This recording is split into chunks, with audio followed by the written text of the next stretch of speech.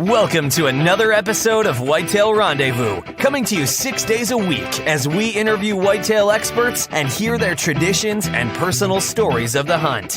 Learn more about the latest gear, discover proven tips, and the latest strategies so you can make your next hunt a success. Now, here's your host, Bruce Hutchin.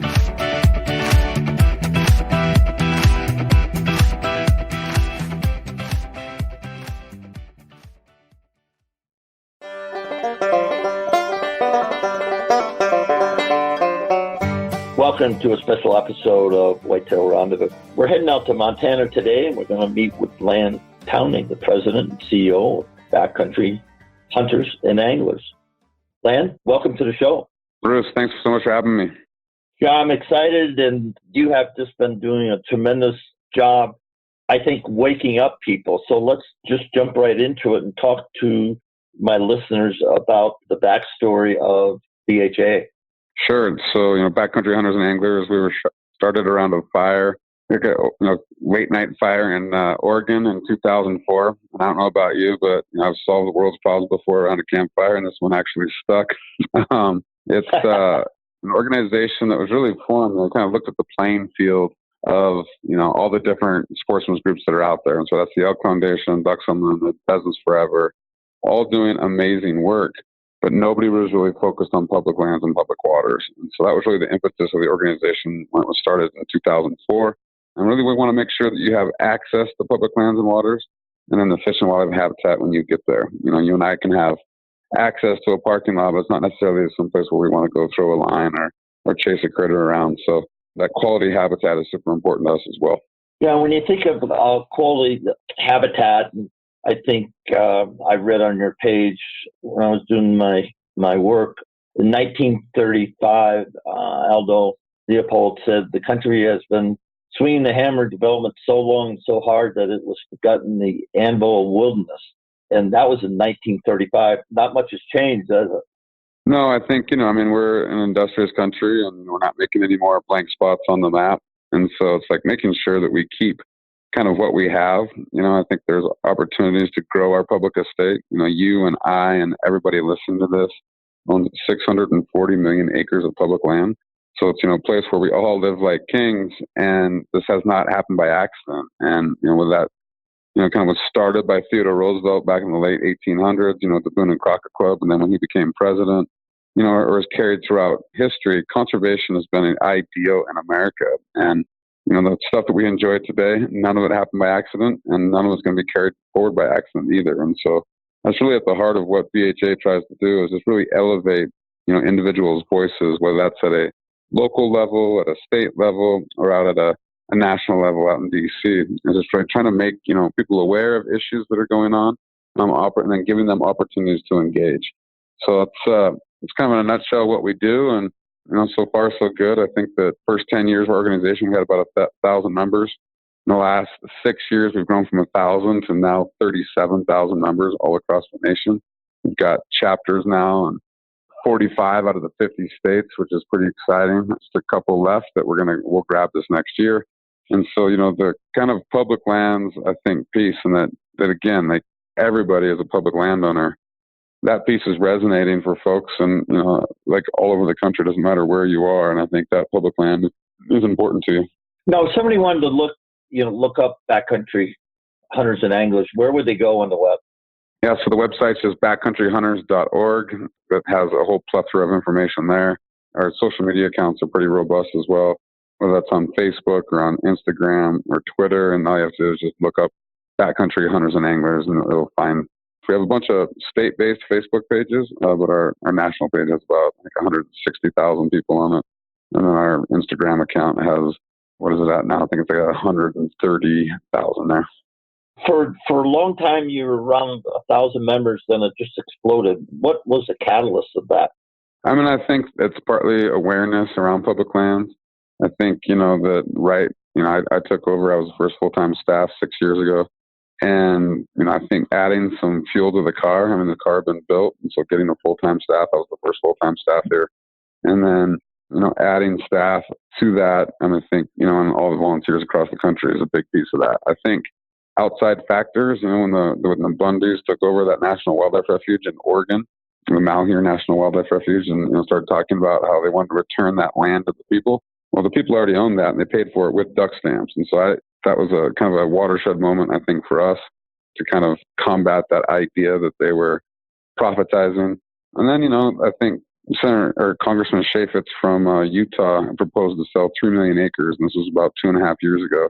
And when he did that, the public outcry from that was pretty hard and robust, and I think we were at the tip of the spear of that. So there's been some opportunities, I think, on the outside, but it's also, I think, really that positive look that, these lands belong to everybody. It doesn't matter if you're Democrat, Republican, Independent, doesn't matter how much money you made last year, doesn't matter who your parents are, like everybody's on the same footing on public lands. And so I think that idea, is very uniquely American and, something that I think people, the more they learn about, the more they want to get involved. When you think about your growth and you have chapters, do the chapters have meetings? Do they have like the Elk Foundation big game banquets, or what's the function of a let's say the Colorado chapter? Yeah, so take Colorado as a great example. So the Colorado chapter is one of our legacy chapters. I say that they've been around for a long time, and so they've got about 3,000 members within their ranks. There's all sorts of different programs that they engage in, but really, it's focused on policy. I think is the first key piece, and then it's trying to grow membership, raise a little bit of money, and do some projects. And so, just a couple of things that they've done as of late is that they have these folks called habitat stewards that look at national forests. And so anytime there's a travel management plan or a resource management plan going on there, they engage there. They just did a bunch of range cleanups. So these are ranges on public lands that aren't necessarily condoned ranges where people go out and plink old TVs and other things that trash is left. And so we went out and cleaned up a couple of those just here in the last month. They're engaging, on land protection efforts there, new wilderness or river corridors. And then, we don't do the traditional banquet. We do, they've really pioneered kind of this, in Colorado in particular, is these kind of wild game cook-offs. And so they're, I think, on their 5th annual that they're doing this next year on just like wild game cook-offs. We do pint nights, so just little get-togethers at pubs, brew houses, and breweries, I guess. And then, we do storytelling events. And so we're about ready to have a big storytelling event there in conjunction with the Outdoor Retailer Show coming up just next week. I think we put a lot more, banquets are fun, but we've changed kind of that model and are really trying to be a little bit more interactive and do things at a little bit more low-key level. And people seem to be attracted to that in a pretty big way. One thing I did this morning, I reached out to the Colorado chair and said I'd love to have him on the show. I live in Colorado. Great. I don't know if you knew that. Yeah, I did not. It's a great state of Colorado. Yeah, I've been here a long time. Yeah, it's a great place to live, and we have our issues, but fortunately, I've got some friends up in Denver that do have a voice in what happens in parks and wildlife. That's for sure. So I'm happy about that.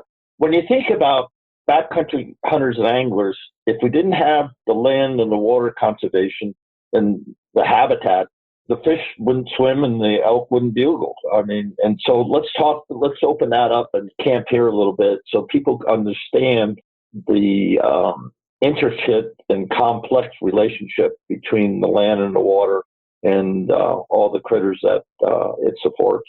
Absolutely. I think that I got a wildlife biology degree back at when I went to college. I know enough to be a little bit dangerous there, but I would say is that that connection between good habitat and then good quality hunting and fishing opportunities that come with that. Those two are interlinked. And you talked about Aldo Leopold earlier, and I'm going to butcher that quote, but it's like one of his famous quotes that he wrote in Sand County Almanac was, "A thing is right when it tends to preserve the integrity, something else of the ecosystem, and it is wrong when it doesn't." And I think really, all parts matter when you think about fish and wildlife habitat. And so there's the critters we chase around, like the elk that you mentioned, or the cutthroat trout, which are all fun. But I think that those ecological communities are much bigger than that.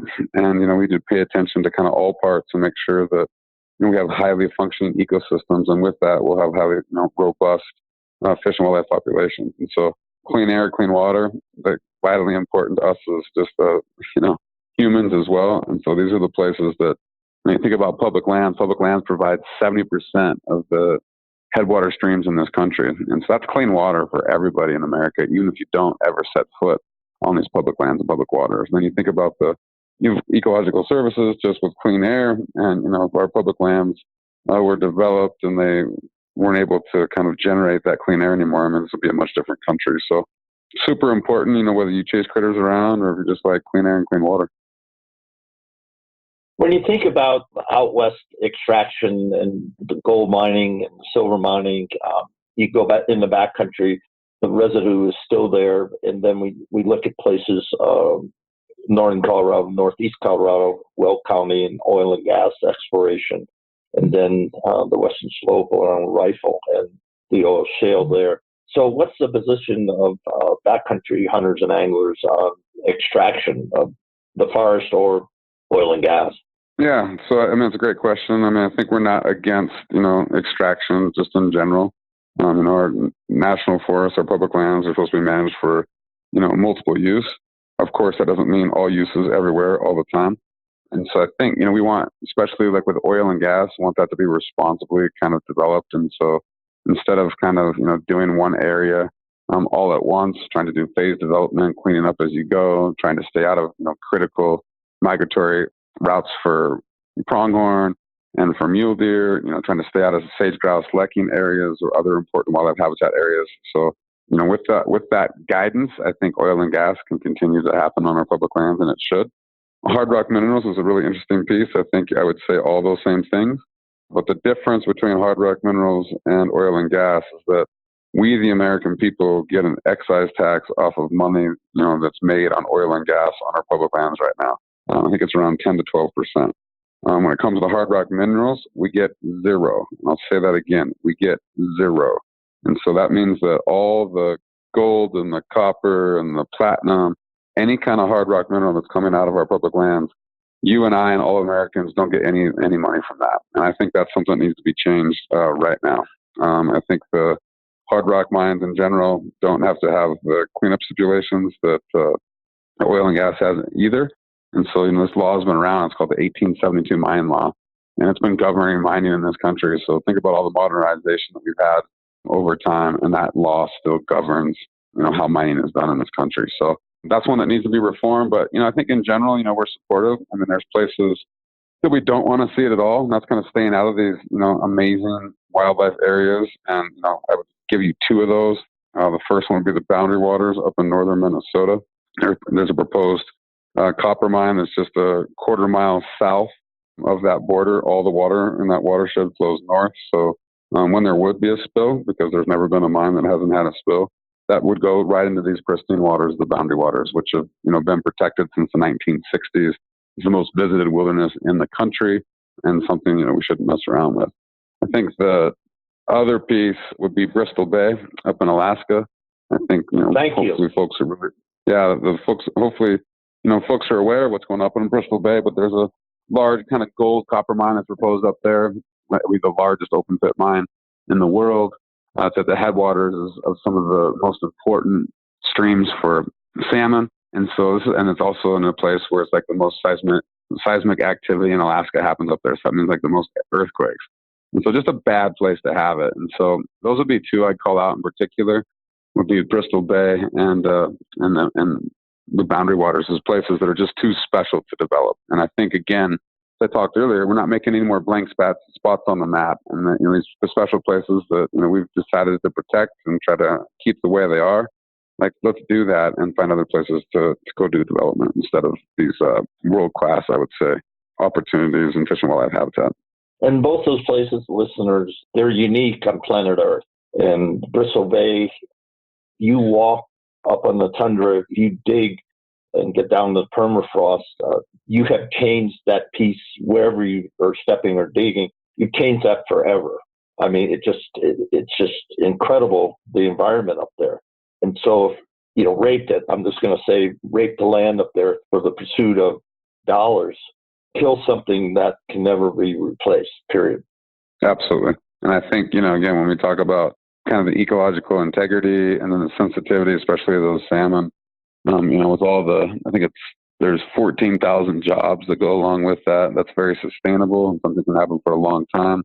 Mining, unfortunately, is kind of like this boom and bust cycle. And so it's not, this long-term, I think, piece that we're all concerned about. And speaking of that long-term piece, the outdoor economy in this country generates $887 billion a year. And say that again, because people don't realize how big it is. Yeah, the outdoor economy in this country, generates $887 billion per year. And so this is something that, it rivals any kind of mineral extraction or oil and gas extraction.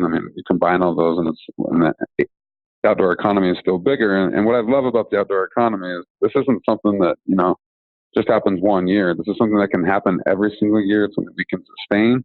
And it's really something that we can grow. I think the outdoor economy, it is growing, and it's growing, with new users, and we need to think hard about what that means on the ground and how we kind of invest in our future. I live in California for a little bit, and I thought about the Sierra Club. When you get in Kings Canyon, Sequoia, places like that, they've been set aside for everybody. What's your working relationship with other conservation groups or environmental groups? Yeah, I think it'd be issue by issue. We don't have necessarily a standing working relationship with the Sierra Club at all. There's a lot of this, hunting and fishing organizations in this country. And again, whether that's the Elk Foundation, Ducks Unlimited, Pheasants Forever, Trout Unlimited, the list goes on. We work with them. It just kind of depends on the issue. And so, something like the Land and Water Conservation Fund, which is the number one access tool in this country, and a tool that it's been used since 1964. It's been used in 99% of the counties in this country. That's something that we all worked on together, and I was pretty proud of that. And so I think it just really depends on the issue. Bristol Bay has a lot of different folks that want to see that stay the same way. Same with the Boundary Waters. I think whether that's at a local level or at a national level, it really just depends on kind of where people are at on a certain issue. So what I hear you saying, it depends on the issue, but the stakeholders, who's got their oar in the water, pun intended for the Boundary Waters. Sure. How you align yourself. Absolutely. I think from our perspective, people that want to make sure, again, that we have access to public lands and waters, and then the quality fish and wildlife habitat when we get there. We can work with people, on those pieces all day. Let's switch it up a bit and leave Land and Water Conservation Fund and talk about enhancing access to public lands. I know in Colorado, getting harder and harder to access off Ohio Creek north of Gunnison. Why? Because people are buying large blocks of land in which you had right-of-ways or, access. It's shrinking. And so what's Backcountry Hunters and Anglers doing about access, not only in Colorado, but throughout the country? Yeah, and that's a big question. I'd say, it's one of our big, huge buckets that we throw a bunch of stuff into. And I've already mentioned, Land and Water Conservation Fund, sunset last September. We and others together were able to, create enough momentum that right after they came back from the shutdown at the first of the year, it was one of the first things they undertook. It was a part of a larger public lands package. That passed the Senate 92-8, and it passed the House 363-62. And you don't kind of get those votes anymore out there in D.C., and so I think it showed support for public lands, but in particular the Land and Water Conservation Fund. Now that it's been permanently reauthorized, we need to get full and dedicated funding there. And so just yesterday, a bill was introduced in the House, very similar to a bill that looks like that in the Senate. It's got tons of bipartisan support, and it's something that we hope to get done before the end of the year. And that would be fully funded. That would be $900 million. And so that money can be used here in Montana, where I'm from. 70% of our fishing access sites are paid for by the Land and Water Conservation Fund. These are large corridors, whether that's by fee title or by easement, that allow us to get access to inaccessible public lands. And so it's the number one access tool in this country. So it's super important. So that's at a federal level. I think, the administration just came out and provided some more access to national wildlife refuges, something we totally applauded, thanked them for. That's something that they were following up on a couple decades of other presidential kind of declarations of expanding hunting and fishing on national wildlife refuges. So I think that's another piece. At a local level, really trying to work with district managers, resource management plans, but also, trying to find places where there's problems. And, not all outdoor users, obey the rules. And so trying to make sure that, not only do we kind of educate there, but also, provide opportunities to have places for people to go and then places, to recreate in a certain way and then others not. Right now here in Montana, speaking of inaccessible public lands, there's a place called the Crazy Mountains, and it's very similar to what you're talking about. There's been traditional trails. These are actually trails that are in the deeds that you've had access to the Crazy Mountains, and landowners are shutting those trails down. And while I appreciate, that some folks maybe trespassing off of those trails, which we do not condone at all, and that, maybe there's some litter being left, which again, we don't condone at all. Like, it's no reason to shut down these trails. And, there's discussion about what needs to be done on enforcement. Let's do that. But shutting down these trails shuts us all out from the public. And so it's only our third lawsuit we've ever engaged in since 2004.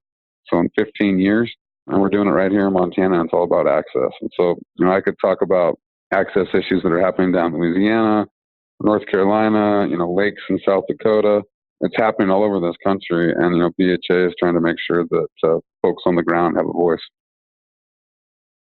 Now, the Crazy Mountains, I believe, are just northeast of Bozeman. Is that correct? That is correct. And folks, it's an island mountain range. And they're surrounded by private land, and it gets, more and more private land. And how many acres are locked, behind the gates in the Crazy Mountains? How many national forests? Man, I don't know that in general. I don't know that. I will tell you that there's, just here in Montana, there's 3 million acres of inaccessible public land. And so the crazies you do have access to in certain places, but, that's probably more when we get down to like checkerboarded areas where you have, kind of the black of that checkerboard is public and then the red of that checkerboard is private. And the inability to, hop corners makes a lot of things inaccessible here in the state. That's true folks, throughout the West. A drift of this conversation, you could be sitting in Wisconsin, Iowa, Nebraska, and say, well, how does this really affect me? Well, it does hugely. The Land and Water Conservation Fund, and then the access, because more and more people I know are coming out west and enjoying the Rocky Mountains and hunting out here or fishing out here or hiking out here. And there's many places in the country that haven't had a voice as far as I know. And now Backcountry Hunters and Anglers definitely have a voice. People know Land said something or his board says something. They know that they do have a voice. It's important to each of you to go to backcountryhunters.org and join. What's an annual membership cost, Land? It's $25. You get our magazine 4 times a year. You get hooked up with your local chapter and, learn about events where you can get your hands dirty either with a, work project or, you can head to your state legislature or make a phone call. But it's just $25. And so if you think about that in the context of today's kind of world, you're going to spend that on an evening out with your significant other and some. So $25 is, I think, a smoking deal. And, you mentioned Iowa, and I just bring up, they have 2% public land in their state. And they became a chapter of BHA back in December of this year. And I think you're totally right. There's a lot of folks within that chapter that head out west and enjoy the public lands. Because, again, it doesn't matter where you're from, those lands belong to you as an American. And they also, they're 2% public lands that they have in Iowa they want to protect. And there was a bill that was going through the legislature there in Iowa that was going to prohibit any new additions of public land. So you're talking about a state that only has 2%, and the legislature is trying to pass a law that says no more. And we fought that at state legislative level, ended up winning, and hopefully now with the Land and Water Conservation Fund and some purchases we could do there, we can actually grow the estate in Iowa. So it's just an indication of a place that only has, again, 2% public land, but really has a stake in everything that we do. Back in 1900s, Theodore Roosevelt talked about fair chase, and that was the founding principle of Boone and Crockett Club. Where's Backcountry Hunters and Anglers? What's their stance on fair chase? Yeah, fair chase is we're definitely it's one of our other buckets that we work on. It's something that I think is probably different to everybody else. I think Aldo Leopold talked about kind of your ethics in the field is something that you do when nobody's looking. And so where are you at? I think everybody probably has a little bit of a different idea of what fair chase is. And I think that's totally fine. I think it's up to the person, especially in situations when they're out in the woods or on the water. But there's some things that they're super egregious. And I would, name a couple. First is the drones have come on and the opportunity to be able to kind of cheaper and better. The opportunity for abuse there starts to come in on, scouting for animals and even using them during the hunt. There were some folks that were starting to use them as hunts. Game wardens started talking to us. And so we really led an effort, through state game commissions and state legislatures to ban the use of drones for hunting and fishing during the seasons. And so that's happened, I think, now in 27 states. And so that's just one, it just doesn't smell right. So we engage in that piece. I think the other one, really would be game farms. And game farms, privatization of wildlife is a big deal. We talked about the North American wildlife model before we jumped on. And that's one of the main pieces of the North American wildlife model is that these animals belong to all of us and they cannot be commercially sold. And so putting them behind fences, selling them, privatizing them, not only kind of that piece of the privatization, then you come with a disease, and CWD, it's just starting to come in here in Montana. We got a little bit in the south kind of east corner of the state, and then we just got a little bit up in the northwest corner of the state. And so, it's not a matter of if CWD is going to show up at your doorstep, it's going to. And one of the ways to kind of minimize the spread of that is really getting rid of these game farms. And so we don't see, a game farm that has a fence around it. What's the fair chase in that? And so those are two issues that we've kind of engaged on in that fair chase bucket in particular. Eric Noose used to be the executive director for the International Hunter Ed Instructors Association. He told me one time, I think his definition of fair chase, I think it's a great one. That animal, it doesn't matter if you followed it with the drone and then shot it, or if you, shot it with a recurve at 10 yards. After months and months of kind of patterning that animal, that animal is going to be dead no matter what. It doesn't really care about the fair chase. What the fair chase comes in is more about for the hunter. And, is it fair to the hunt? And so I think, we put that lens on a lot of different issues and, are things fair to the hunt? And if it doesn't pass that smell test, that's something, our chapters or we will engage at a national level in. One thing about CWD, my friends at ATA had a good panel discussion with some noted people. And the biggest thing about game farms is the transportation, because I'm in Texas and I get a game farm and Len's up in Montana and he wants one of my stud deer or he wants a high producing doe. And so we make a deal, business deal, we put on ship them up there. And so unbeknownst to both of us, that buck or that doe had CWD. And so we moved it from one area to the next, and that doesn't work. And myself, if you want a high fence hunt, I have absolutely no problem about it. The problem I have now, and because of CWD, is the transportation across state lines, transportation, different areas of each state. That's putting us all at risk, hunters. Absolutely. Absolutely. And I think that's something go ahead. No, and I was going to say, as hunters, our hunting tradition is at risk because of CWD, in my opinion. Absolutely. I think it's one of the biggest risks that's out there.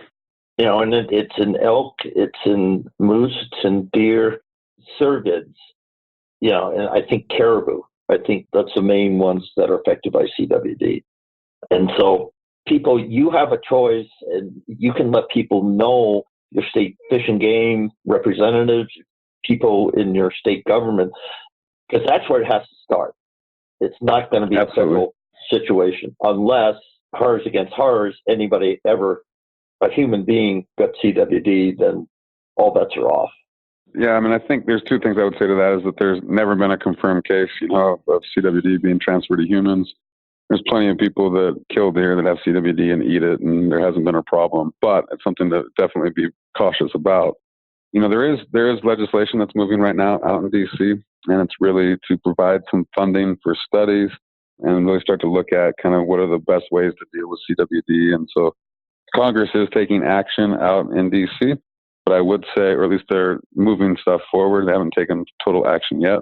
But I think, at the state level, we've got a big chapter in Ohio, and they've really been, in Wisconsin, and they've really been key in kind of addressing this at a state level. And so I think it's kind of a two-pronged approach, but I do agree that the majority of efforts should be touched on at a state level. Our future as people in the outdoors, and it's our future specifically as whitetail hunters and elk hunters, to protect that resource. And, we have to do everything possible to do that. In some cases, it's not an easy answer. In other cases, it's pretty straightforward if people will take action. That's my 2 cents on it. When you look at the future land of backcountry hunters, anglers, what do you see?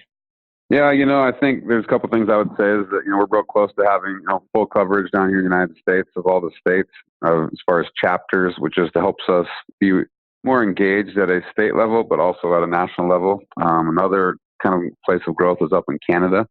And so, we have chapters in British Columbia and Alberta right now, and then Yukon Territory.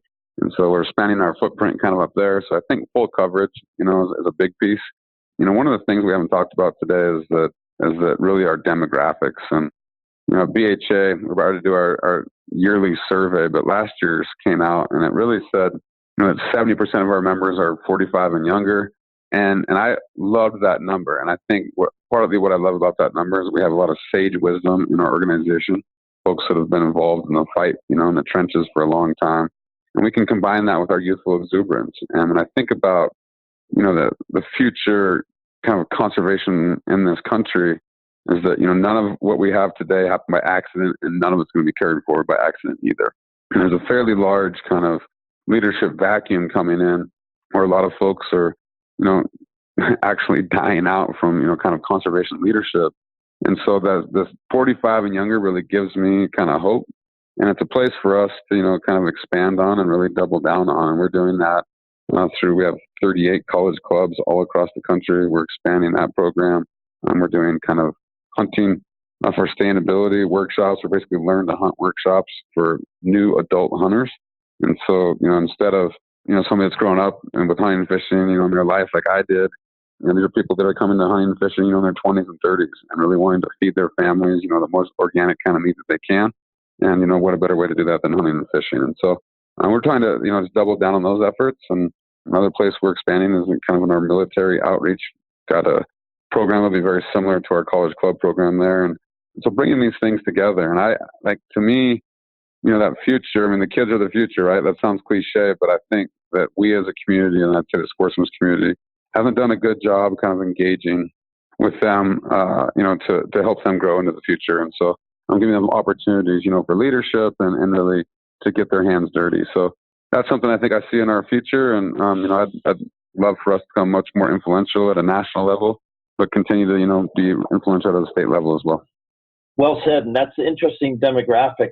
But as we know in the hunting community, we're losing hunters because 10,000 people a day reach age 65. That's a day. Right. And a lot of those people, and I'm included in, actually I'm a little bit older than that, but I'm in that age factor that I'm just transferring my knowledge, one through the podcast and the sage wisdom, right? The sage wisdom. I don't know. We'll talk about that around the campfire for sure. There you go. But it is important. And a friend of mine, Metal Caulfield, she chairs the 3 R's in the state of Minnesota. It's about recruiting new hunters, and it's recruit, reactivate, and retention. And that's the 3 R's. And, a lot of states are realizing, one, it's a huge industry, but if nobody buys a fishing license, nobody buys, a park pass, nobody buys a hunting license, a huge part of their maintenance of wildlife and a lot of other different factors goes away. We're talking absolutely billions of dollars across the country. And so it is important. And the more I find out, the more I hear, the more discussions I've had about backcountry hunters and anglers, you have a tremendous opportunity because a lot of people say, well, I want to protect the waters. I want to do this. And we already mentioned Bristol Bay and the boundary waters. And they may never catch a fish, and they may never kill an elk or a deer or a squirrel or a grouse. Right. But they're still engaged. And that's my message I want every listener to hear. Get engaged. And for $25, get engaged. Put your oar in the water, and don't just rant about endlessly on social media. Well, the state isn't doing this, the government is doing this. Guess what? It's your responsibility to get engaged. Because if you don't, if you're 25 years old, your grandchildren will not enjoy what I've enjoyed my whole life. Yeah, I think like that voice, like a lot of people don't think their voice counts anymore. I'll bring us back to that kind of public lands vote that just happened around land water conservation fund. Like 92 to 8 in the Senate and 363 to 62 in the House. Like that does not happen by accident. People banged on the door, they made phone calls, they sent emails, they saw elected officials back home when they're on recess, and just told them that they basically demanded that they, wanted them to pass this bill. And they responded. I think politicians, they listen to a lot of different people, but, we the people with our voice, you still have an opportunity, but only if you use it. And one thing I wanted to touch on, anything organic is hot today. Just go on social media, and Sure. And elk and moose and whitetail and pronghorn and rabbits, and squirrels. It's organic, and we have people called adult onset hunters that are entering in the hunting community for one reason. They want to know where their food comes from. Can you talk to that a little bit? Absolutely. I think that's one of the biggest, when the U.S. Fish and Wildlife Service does a survey of kind of hunting every 6 years. On the last one, the number's been going down forever. And on the last one, they kind of went up a little bit, or at least maintained. And they looked at what the factors driving that. And the two factors were there's much more new women hunters, and there's much more of these kind of new adult hunters. I hate that word, onset adult hunting. It sounds like a disease. Maybe it's a good one to have. I don't know. And so that's driving kind of like, at least my numbers go up. And the connection is totally to food.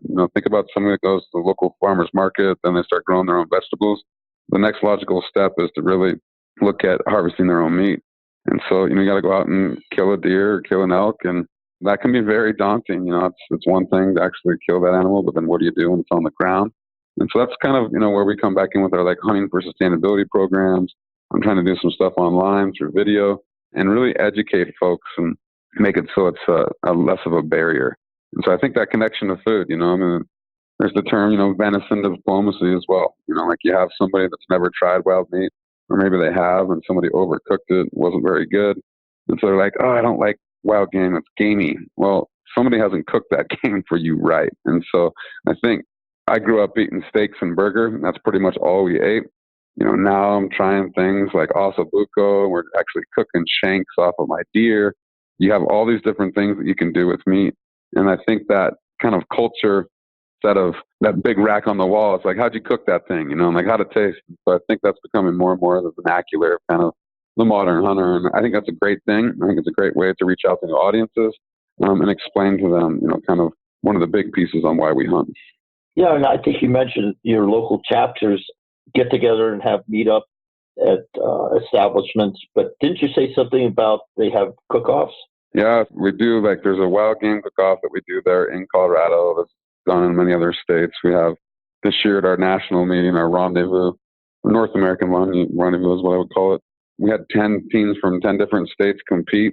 The dishes were absolutely amazing. And then, we're starting to break out and do even kind of more of these kind of field-to-table events, and to really show people, that one, these things are very accessible, but two, you don't have to get all crazy, but you can make delicious food with them. And field to plate people out there, just Google them, and you'll find many, many people that one friend up in Fort Collins, she's an attorney, Stephanie, and she was a vegan. And then all of a sudden she wanted her own food. She wanted to control where her food was coming from. So she started hunting. And now she's, turning into an incredible hunter, and she enjoys all the aspects of the hunt, the adventure of the hunt. And that's the other thing. It isn't, in my opinion, so much to kill. It's the journey and the adventure of going places and being places that few people ever walk, literally. And just being mesmerized by what you're looking at. Your thoughts on that, Lance? Absolutely. I think in this crazy world that we're living in, where you're attached to your cell phone all the time, you're never away from a screen, you're never away from a phone call. these places that you can go find like challenge and solitude and adventure, which is public lands and public waters, like that is just something that, the solace that you get from that, like that's immeasurable how important that is, I think, to our society today. I think it's always been important, and great exercise and getting out and getting that fresh air. But that ability to turn it off, I think, especially in this day and age of being connected, I can't underscore, I think, how important that is. And I know how important it is to me. I think that's important to a lot of other people as well. And so it keeps people sane a little bit in this crazy world that we live in. So let's just recap what we talked about as we wrap up the last few minutes here. Let's go through your issues, Backcountry Hunters and Anglers, that you're focused on. Yeah, so I think it's large landscape protection. So, we'd mentioned the boundary waters up in northern Minnesota, Bristol Bay up in Alaska. I think we're focused like heck on access, making sure you have access to our public lands and public waters. So within that is the Land and Water Conservation Fund, as well as kind of local access sites all over this country. One thing we didn't touch on, but I think I just mentioned, is just trying to find funding for fish and wildlife. We talked about it a little bit as license dollars, diminish because there's less hunters, as excise taxes diminish from Pittman Robertson. We need to think about other creative ways to find money. And so I think that, I mentioned one around the 1872 mining law. That's, there's an opportunity to gain some money there. So I think that's that and I guess the final one would really be that 3 R's piece, the recruitment, retention, reactivation. I think we're mostly probably in the recruitment side of things. And within that recruitment side, kind of like 20 and older, so at college age up to about 40 is where we're concentrated, and we're having quite success there. So, I think the last thing I would leave people with, again, is, your voice doesn't count unless you use it. And so, whether that's with us, you can become a member for $25, or if that's with some other organization, or you're just doing that on your own. This country is built on those that show up. And, if you don't show up, one of my favorite lines is, if you're not at the table, you're on the menu. And I think that rings true in this country. And so get yourself at the table, pound your fist a little bit, and good things will happen. Again, one more time, where does somebody has to go to become a member? Yep, it's just backcountryhunters.org. We've got many different membership levels there, but it starts at $25. So check out that. It's probably the easiest way. And with that, thank you so much, Len Tawney, for sharing a little bit about Backcountry Hunters and Anglers. And thank you for dedicating yourself. I know sometimes your ears burn as the phone rings and people want a piece of you for whatever you said.